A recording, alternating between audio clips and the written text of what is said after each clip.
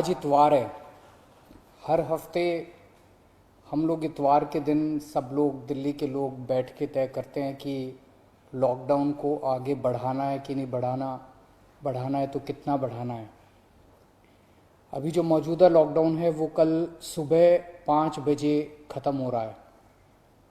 आज फिर से हम सब दिल्ली के लोगों को तय करना है कि लॉकडाउन बढ़ना चाहिए या नहीं बढ़ना चाहिए, अनलॉक होना चाहिए नहीं होना चाहिए। हम सब लोगों को मिलकर ये तय करना है। अप्रैल के महीने में जब ये सेकंड वेव पूरे देश के अंदर आई थी, इतनी खतरनाक वेव थी। दिल्ली सबसे पहला राज्य था जिसने, हम सब लोगों ने ये देखा कि ये वेव बहुत खतरनाक है और सबसे पहले लॉकडाउन देश के अंदर दिल्ली में लगाया गया। उस वक्त ऐसा लग रहा था जब ये वेव आई थी और इतनी तेज़ी से केसेस बढ़ रहे थे कि पता नहीं ये वेव कितने दिन चलेगी, इस वेव से जीत पाएंगे नहीं जीत पाएंगे, कैसे होगा, क्या क्या होगा। लेकिन एक महीने के अंदर 20 अप्रैल को हम लोगों ने लॉकडाउन लगाया था।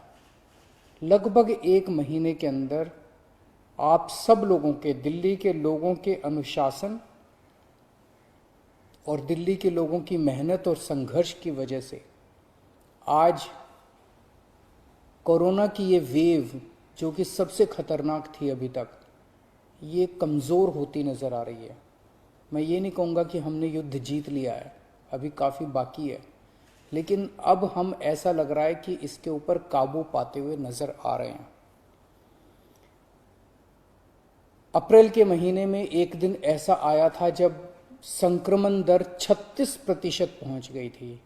यानी कि 100 लोगों की हम टेस्टिंग करते थे तो 36 लोग उसमें पॉजिटिव मिलते थे। पिछले 24 घंटे का मैं आपको आंकड़ा बताऊं तो ये संक्रमण दर 2.5% के भी नीचे चली गई है। यानी कि अब 100 लोगों की हम टेस्टिंग करते हैं तो उसमें 2.5 लोग संक्रमित पाए जाते हैं और 97.5 लोग ठीक पाए जाते हैं।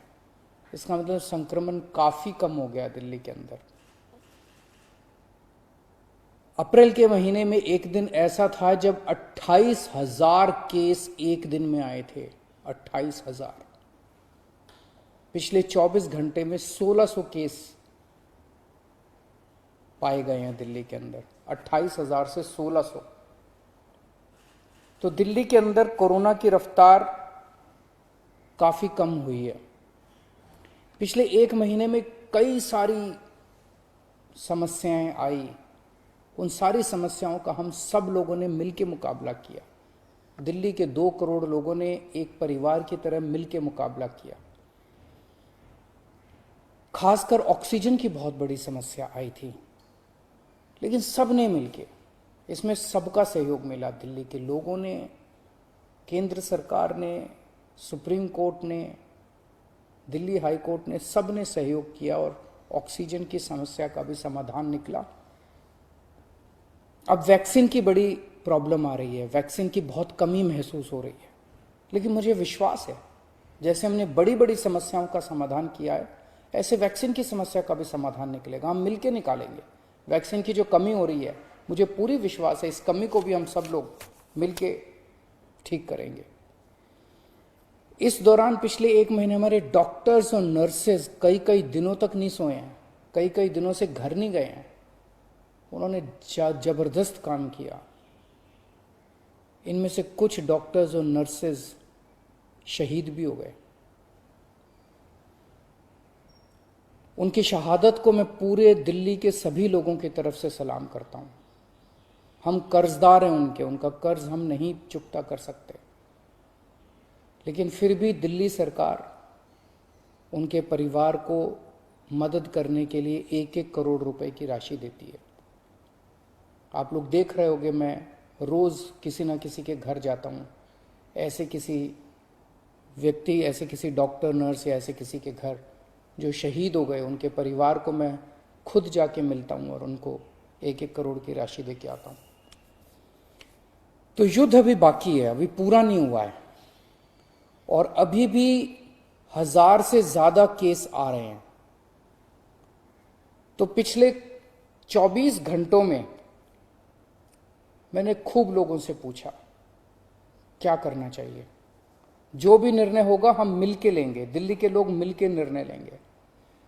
तो एक आम राय ये बन रही है लोगों की कि 1 हफ्ते के लिए लॉकडाउन और बढ़ा देना चाहिए, क्योंकि अभी अगर लॉकडाउन खोल दिया और